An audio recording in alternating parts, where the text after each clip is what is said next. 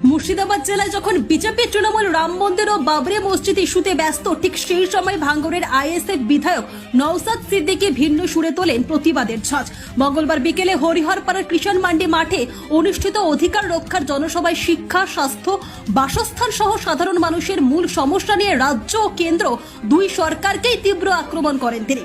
এদিনের সভায় কয়েক হাজার আইএসএফ এর সমর্থকের উপস্থিতি নজর কাড়ে। বক্তব্যে নওশাদ একাধিক ইস্যুতে সরকারের ব্যর্থতা তুলে ধরেন। সভা শেষে বিভিন্ন রাজনৈতিক দল থেকে বেশ কিছু কর্মী যোগ দেন আইএসএফ এ।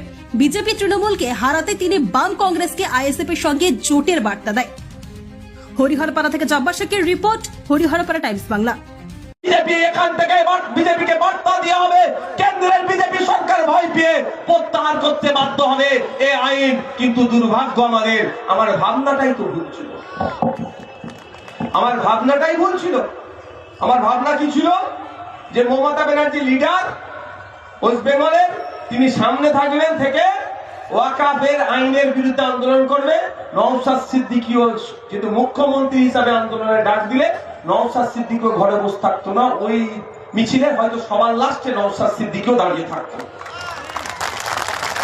তৃণমূলের নেতৃত্ব নয় রাজ্যের মুখ্যমন্ত্রী হিসাবে, কিন্তু সেটার পরিবর্তে আমাদেরকে নিদান দিতে, আপনাদের কথা দিয়ে যাচ্ছি মুর্শিদাবাদে আসবো।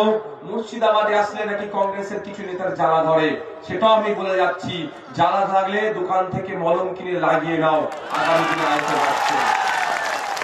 জোটাই হবে ওপেন এখানে ঘোষণা করে যাচ্ছি। আমরা চাই বিজেপি তৃণমূলকে সহজেই হারাবো, কষ্ট কম করতে হবে। ওই জন্য জোটের আহ্বান দিচ্ছি, খোলা মঞ্চে আজকেও দিয়ে যাচ্ছি। কংগ্রেস, লেফট ওয়ান, আইএসএফ, আরো যে সমস্ত দলগুলো আছে এক জায়গায় হলে সহজেই বিজেপি তৃণমূলকে আমরা হারাতে পারবো। আর যদি মনে করো এটা আইএসএফ এর দুর্বলতা, মানুষকে ভয় দেখিয়ে, মানুষকে ভুল বুঝিয়ে লোকসভার মতো হবে, যে যার মতো লড়াই করবে, মানুষ যাকে চাইবে সে জিতে যাবে।